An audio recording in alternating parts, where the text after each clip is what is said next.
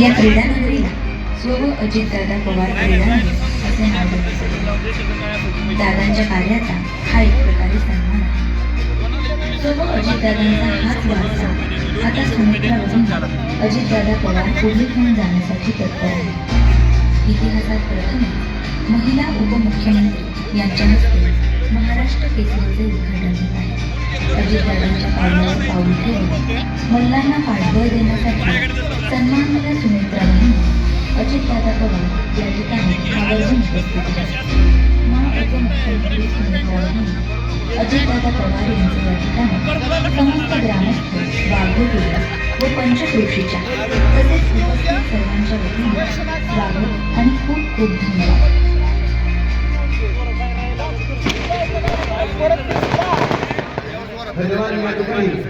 केंद्रीय नागरी वाहतूक आणि सहकार मंत्री मुरलीधर मोहोळ यांचे सौभाग्यवती आदरणीय भाविकाताई मुरलीधर मोहोळ यांचा सन्मान आदरणीय सुनेत्रा वहिनी अजितदादा पवार यांच्या शुभास्ते या ठिकाणी मंचावरती पार पडतो।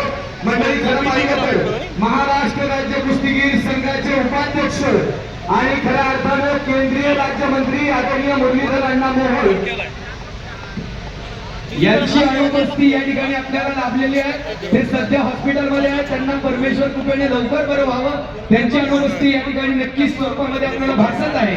आणि यानंतर साक्षी इंगळे या सुवर्ण पदक विजेते कन्येचा मंचावरती सन्मान केला जातोय त्याने उचलला नाही अजून करतो आणि यानंतर हा सन्मान